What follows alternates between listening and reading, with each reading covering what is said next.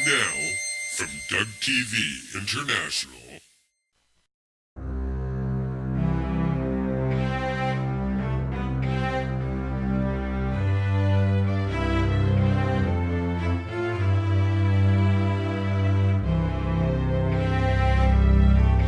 I'm Doug Farron. And I'm Edgar Gerrans. This is to ReaL.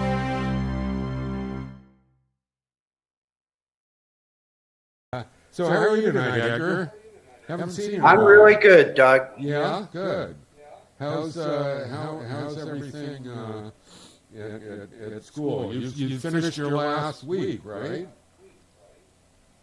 You finished your last week. Today, a narrative drawing class. Yeah. Yeah, talk about the narrative class for a minute, because I still have something to do here. Well, okay, in 2010, the New York Academy of Art asked me to create a class, and so I created a class called Narrative Drawing, and the students do one drawing, 5 by 8 foot, for the 15 weeks of the class. And the first 4 weeks are spent developing the idea, working up compositional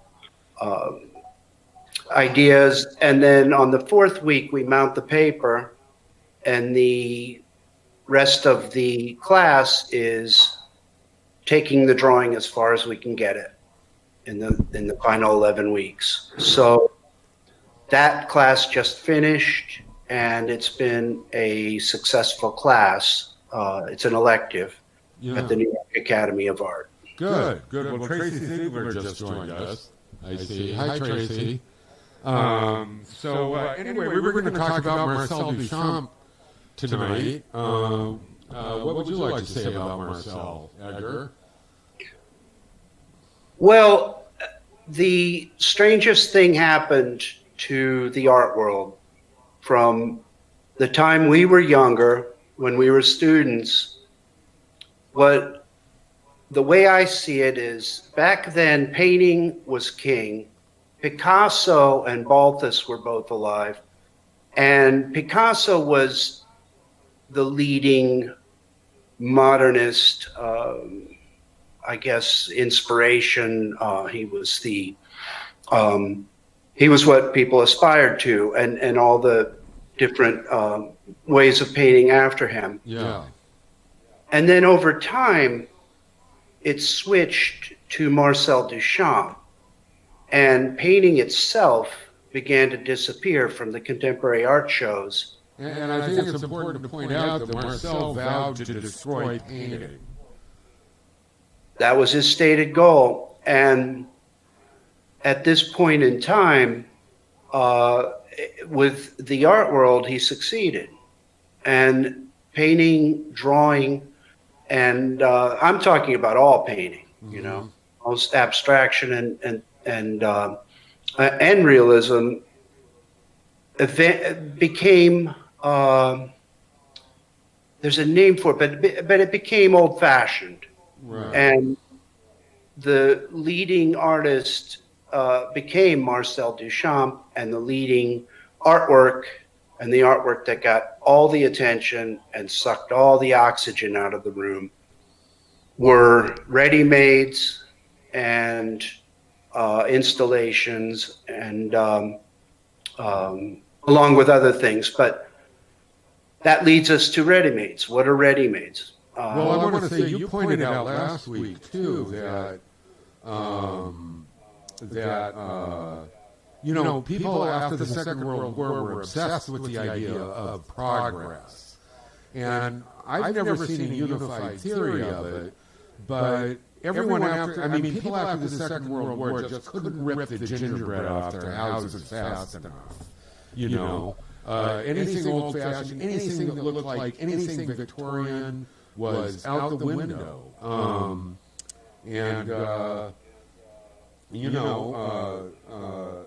so I think for a while it was okay with people. People didn't know what they wanted to see in art as long as it wasn't Victorian America. And so I think nothing was okay for a while, you know? Well, it was a combination of the idea of progress and the idea of originality. Hmm. So those two combined created this rush to embrace anything that theoretically hadn't been done before. So you had artists doing circles and concentric circles. You had artists doing shaped canvases, artists putting the canvas on the ground, Yeah. artists that, and each of them, each of these uh,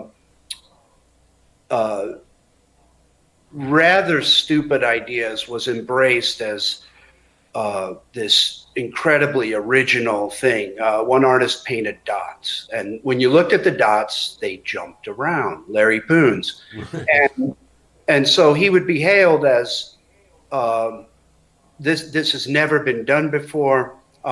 It's amazing, and all of a sudden he's on the top of the food chain, making painting after painting of dots. Every museum in the world wants the dots. Yeah.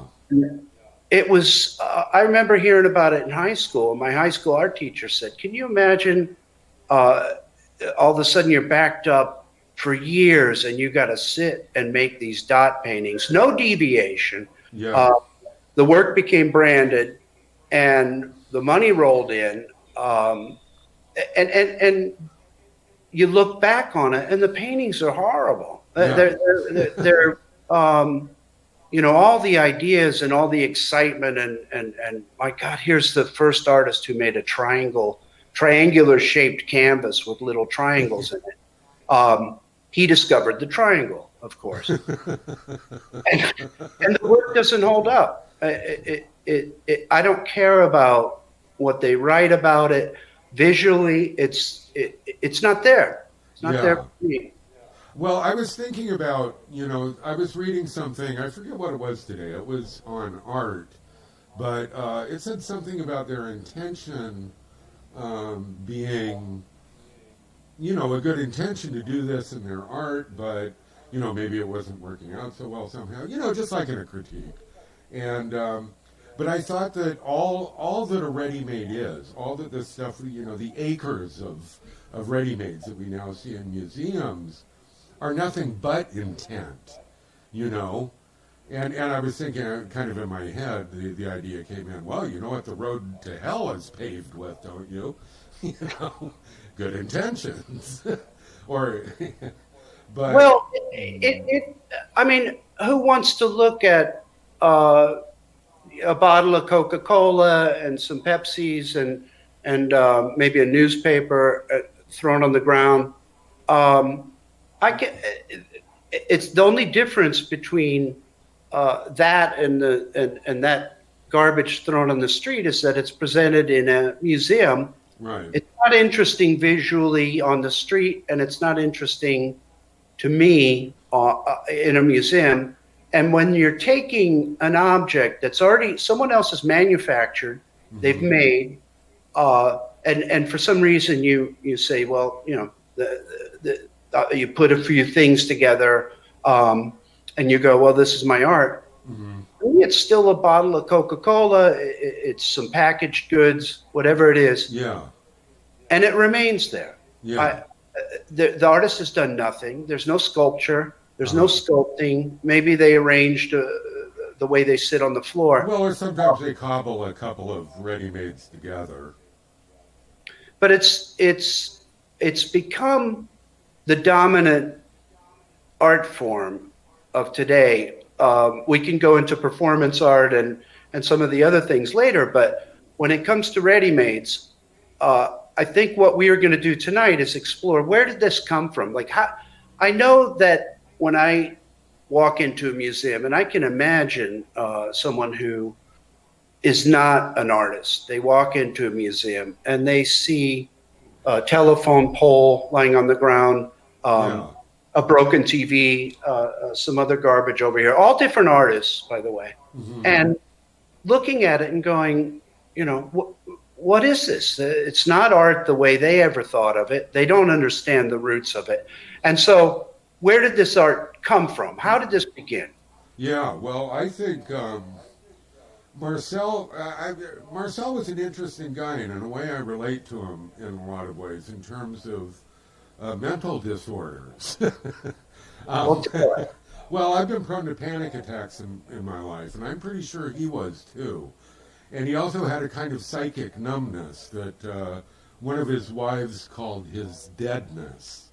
And he'd go into these periods where he'd absolutely retreat from society, and he wouldn't go out of the house for months, and he'd just go into this kind of psychic numbness where I experienced that when I was a young man, and I couldn't feel anything. I couldn't feel pleasure or pain. I couldn't cry. I couldn't laugh. It was hell on earth. And Could you do artwork? yeah, I was still drawing. I mean, I spent about a year there. That was my first year in art school up in Boston. Well, until about the third quarter. Then it started to, I started to feel stuff again, thank goodness. But it was horrible. And so I sympathize with the guy. It's a terrible, terrible place to be. But, and there's no backing me up about the panic attacks, but they're kind of the flip side of that. And he would also retreat for other reasons, and he'd get really jumpy, and so I'm thinking he had panic attacks too. But I do know that the ready-mades that he called prêt-à-porter, which means ready to wear in French, off the sale rack, right? That's what he called it. Yeah, and but they were comfort totems for him. He had this whole fantasy life about these ready-mades, and he had a lot of them. He'd pick them up off the street, and they were like dolls. They were like his new maybe psychic ready-to-wears or something. Well, I know one of the most well-known ones was it was a wooden stool with a bicycle wheel. Right, and he never intended for that to be art. Somebody else came in and said, "Is this art?" He just liked spinning the wheel. And it was at that point that he got the idea that maybe they were art. He'd never thought of that. And then I think he kind of used that to almost malevolently undo painting. He didn't like painting. He even said, and he said fairly early on, that he had abandoned art. He said that he didn't have what it, I mean, and I'm quoting almost verbatim, that he didn't have what it took to be a painter. And his work before that, I like Nude Descending the Staircase. It's a pretty cool painting. It's well done. It's innovative. It was of its moment. And some of the other work he did at that period were excellent paintings. Yeah, he wasn't a bad painter at all. In fact, he got I think he got pretty high marks, and he hated painting. And you've mentioned that he had a couple of brothers who were quite successful, which they were, and possibly he resented them for doing what he really couldn't do. The other thing about the panic attacks is that he had his big fear, and I mean, I think it really scared the shit out of him. His big fear was that he was going, having been a Dadaist, his big fear was that he was going to go into a perpetual waking dream state and never break out of it. And that would be pretty terrifying, if you believed that could happen. You know more about that than I do. That aspect of his life. Did you read a biography? Yeah. I forget who it was by right now, but I'll post it on our blog. I'll post it on our website. But one of the things about Duchamp, and it's really an artistic tradition, is to attack and maybe destroy is too strong a word, but to attack the prevailing tastes and to attack the artwork that is being presented, and then present something it new. says we're not playing, Edgar. You guys don't worry about it. Okay, so we were at okay. So Well, we were talking about the prêt-à-porter, the ready-to-wear.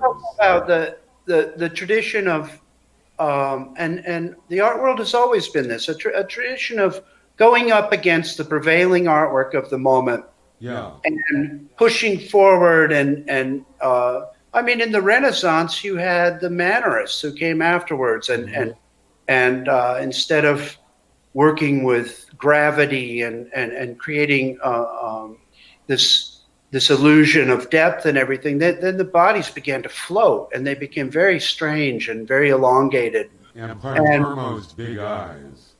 And just the that tradition and sort of adding on to the language of art has always been there. So Marcel Duchamp carried that tradition, and he came, his from what I understand, his primary one of the things that he really disliked was Impressionism and the idea of beautiful paintings, the idea that visually a painting is beautiful and that's enough. Mm-hmm. And what do you call it? Art, optical art, or there was art, the stuff that like no. There's a name for it, but this shows we're a little unprepared. But like effectively eye art, you know, and yeah, op art. From the 50s and 60s. No. I'm talking about when he was working in the 20s, in the teens, and he went up against that, and he said paintings have to be they're not about something that's beautiful.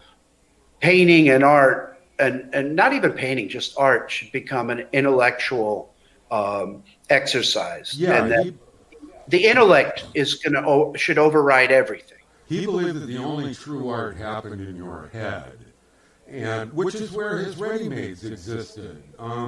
I don't think he ever really intended for them to be shown originally. Like I said, they were sort of like comfort totems. They were things that brought him back to reality, that nailed him down.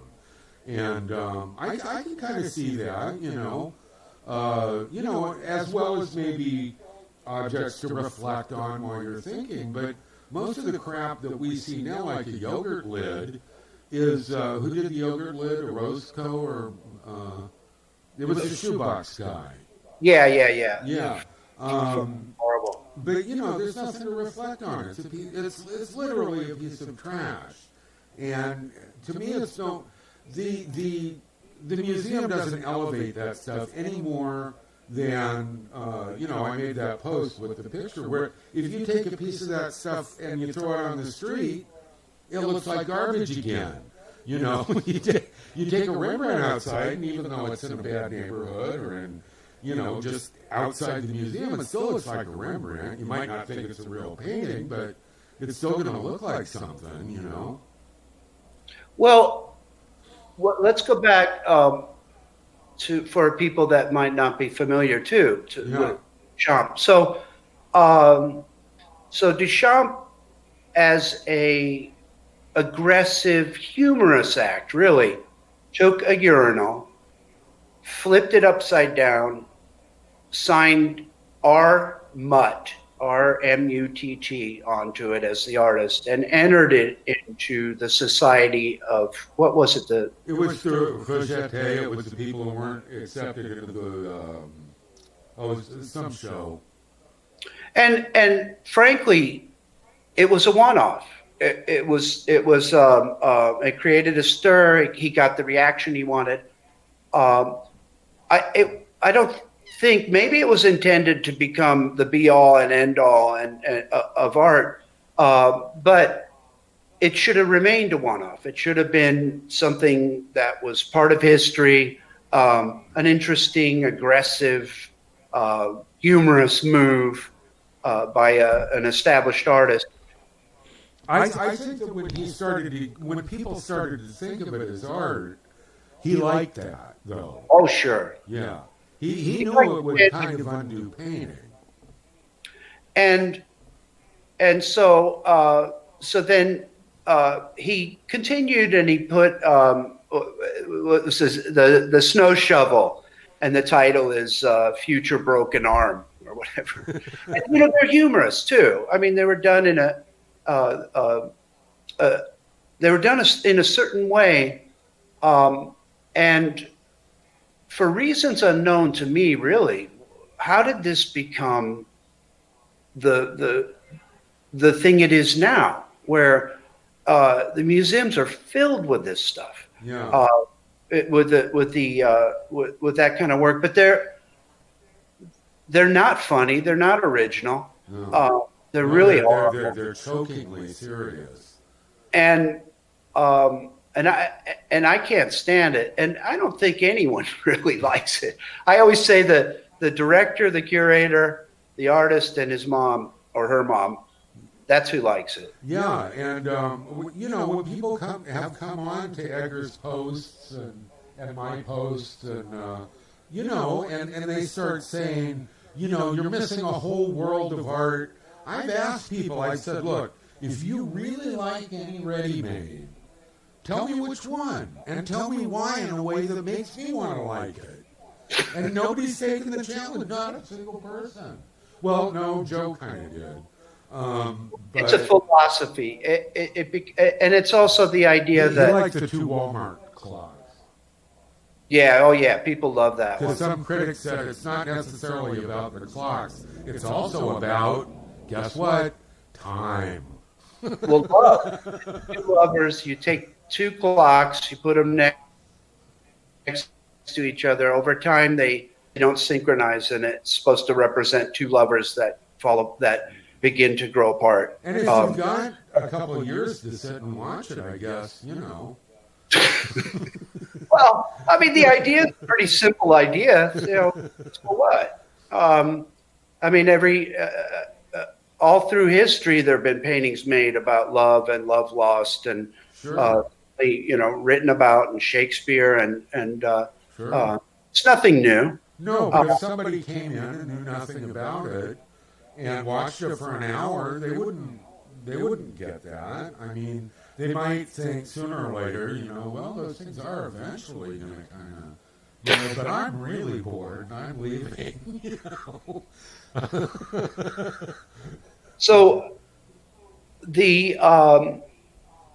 well, I go again, returning to the noble pursuit of the takedown of the prevailing art world. Yeah, I would say that's what we're doing. We're gonna take on the art world. Well, certainly the art press. I mean, we both know that the representational painting is probably happening a lot more than the ready-made crap. It's just that, the new academia and those who really own the art world support that, and that's what we see in the press. But it's not what most people do, and I don't really think it's what most young students want to do. It's hard to know. I mean, I know I have lots and lots of stories. People send me stories. I talk to my students. Now, granted, the students that I'm working with are primarily working figurative. They come to the school to learn skills. Yeah. But what 18-year-old student wouldn't want to be equal to their teacher by walking in, throwing some garbage on the floor, and saying, I'm as good as my teacher, because that's what they do. They throw a little garbage on the floor. And you look at the 2 piles of garbage, and they're pretty equal, Well, a lot of people, my son Gabriel got that in high school because he went to an art magnet high school. And he had classes where he, all he had to do was get an A was to throw some trash on the floor. And, he did it kind of as a joke, but he wanted nothing to do with that. And I've talked to other people who haven't either. Well, here's the dark side to all this. There's a lot of dark side to it. For one, there's a lot of really good representational work, realist work being made, and it should be shown, and it should be hanging side by side, and there should be a dialogue that's happening between work and with artists looking at other top level artists and all the things that happen when that happens. And then here's the darkest side to it is these art schools are filled with these teachers that cannot draw, they cannot sculpt, and they cannot paint. And everything is focused on conceptual art. And what happens if a realist comes in and works really hard, puts in 2 weeks, 3 weeks, a month on a piece, they bring it in, they put it up along with the other stuff in the room, they get a C. Yeah. The people that maybe spit on the wall with a little color in their mouth and say, that's my work, they're getting A+. Now, this is something I hadn't thought of till I was told about it. Mm-hmm. A lot of students are there on scholarship. Uh-huh. How do you retain your scholarship? You got to get A's. Yeah. So when you come in and you're doing, you bring a really nice painting in, right? And you put a lot of time on it, and you're getting a C, you're actually going to lose your scholarship. Yeah. So the students adapt, and then maybe they get a little food color, put it in their mouth or somewhere else, and then on the wall, and they get the A, and they begin. You know what would really soup that up is if you threw an egg on it afterwards. That's derivative.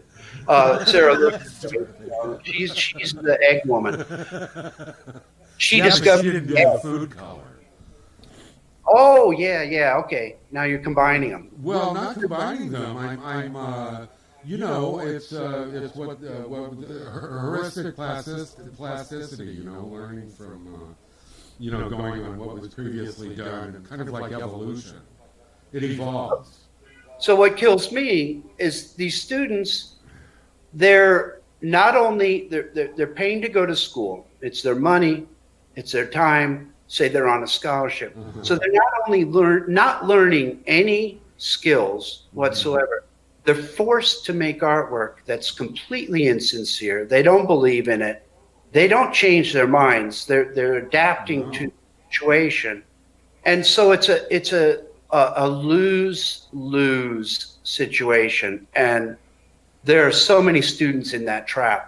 Now, in the class, maybe there's 10 other students who just love it. You know, they're make-believe artists. They think they're, they think they're doing something great. They can sit and talk about art theory all day long. You know, and maybe that's why they like Marcel. That's why maybe Marcel Duchamp has become such a god, is because they are kind of just like them. They don't want to paint in the first place. It's easy to do this other stuff. It's real easy, and to me, you know, they don't strike me as artists. My son Theo, who's really driven, and he does some modernist stuff, but he draws incredibly well, and you know, but he was saying, Dad, I don't know if I'm an artist. He said, I'm a good designer, but I don't know if I'm, and I said, Theo, you're an artist. You know, I mean, you just act like one. Because we were, you know, you were driven, I was driven, you know. A lot of people at the Academy were. The people who didn't want to do that, you know, who were what I called paint pushers at the time, you know, because they just sort of sat there and moved paint around, you know, but nothing ever really seemed to change or get better. But you know, those are the people who are ahead of the class now. And it's worse now. But it's all about the dialogue. It's all about sitting and bullshit and talking about art where the real artists work, man. But you know, if you're content to sit around and talk about whether a bucket of water is art or not for 3 hours, you're probably not an artist. I mean, maybe once, but you know, to do that every other day in class, if that makes you happy, if you feel like you're actually getting something done, other than yakking way too much, which maybe somebody could say we're doing. What the hell? We're supposed to do this. I was told just a few days ago, you should only be doing your work. Peter Payon's watching. Hi, Mr. Payon. So called Mr. Payon. Isn't that funny? That was my automatic. Yeah. But the idea that the idea that contemporary art and the work that's out there, and Duchamp and all the ready-mades and all of the work that is only supported by the language behind it shouldn't be challenged and shouldn't be talked about is ridiculous. Oh, people get riotous when you say you don't like it. It's bizarre. Because I don't think they like it either, you know. Well, there's a weakness that's set into the art world, and we're here to correct that, right, Doug? Yeah, I'd like to very much. Yeah, and you know, I want to point out too that when the modernists started Rothko, and there were about 10 of them. I told you about that. They had the anti-Whitney show. You know, it was a clochette from the Whitney. The Whitney was not showing any abstract work at the time. Mrs. Whitney loved realism. She loved the Ashcan painters, and then the Whitney Ennial at the time. It wasn't the biennial. You know, it was dominated by Hopper and Anna Ryan and people like that. So they had their own little show of the Clochette, you know, the rejected. And they were just a ragtag group of guys in the back of a coffee house. You know, people talk about them like they started big, you know, and they ruled from the beginning. And people say, you know, you're just a couple of guys. You know, it's like, yeah, okay. I mean, yeah, what was anybody? The spark has to start somewhere. Yeah.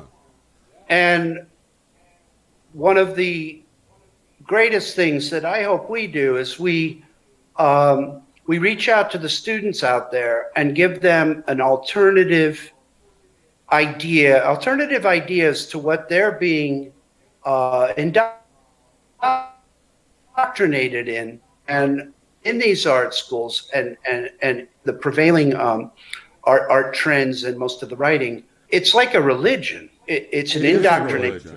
A religion. They're not allowed.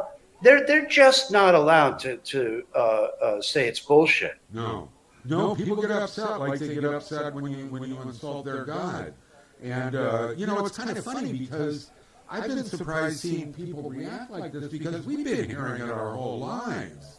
You know, oh, realism shit. You know, it's nowhere. It's done. It's, you know, whatever. And I'm like, okay, you know, go ahead, but you know, that's what everybody's, you know, selling out in the provinces, if you will. I mean, well, it's simple. People can relate to it, and it's constantly evolving and it's changing because we're changing. But I also think we were robbed of our dialogue, if you will, by not being included in the art press for the last 75 years. Absolutely. You know, just left out. So there's been no, like, national even talk of ideas or sharing of ideas. People, you know, we don't know where each other are, but finally through social media, that's changing. Well, Tom Wolfe,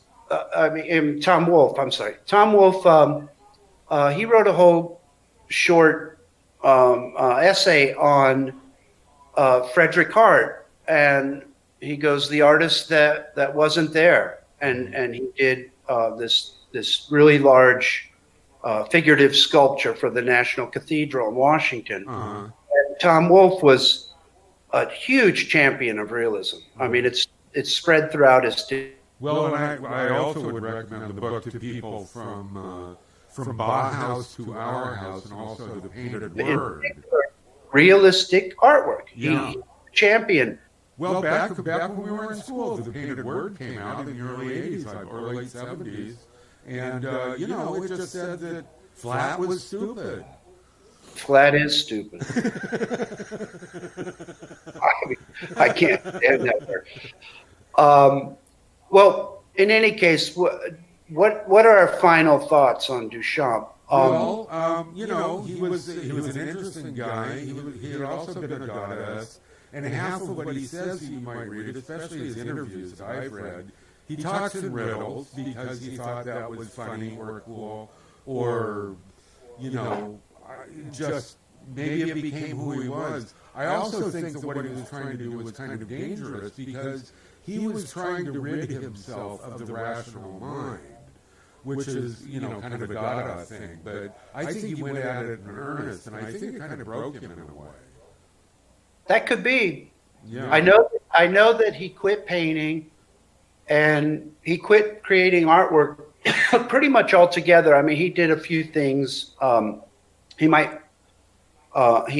diddled around with some stuff, and he made that final kind of pornographic sculpture. Yeah, between chess games. But he quit art. I mean, he quit art, and he said outright that he had abandoned it. And he's the big hero. Yeah. Yeah. Well, listen, I think we've gone well over our half hour. Okay. Well, thank you for dropping in, everyone, very much. And I will post. I think this recording will be posted automatically, but I'll edit out that middle bit and add some music and get it up online tonight. So I'm Doug Farron. I'm at, oh man. Yeah, it's allergies. I know, I've got them too. I've been stuffed up like crazy. Go again. Okay, I'm Doug Farron. And I'm Edgar Gerrans. And this has been To ReaL. All material, copyright Doug Farron and Edgar Gerrans. Recorded at the Barebones Studio here in the Frankfurt neighborhood of Philadelphia. And all music, which there hopefully will be. I tried to get some on here, but not yet. Anyway, that's copyright me. All stuff copyrighted 2019. And hope you join us for the next one. Fantastic. Good night.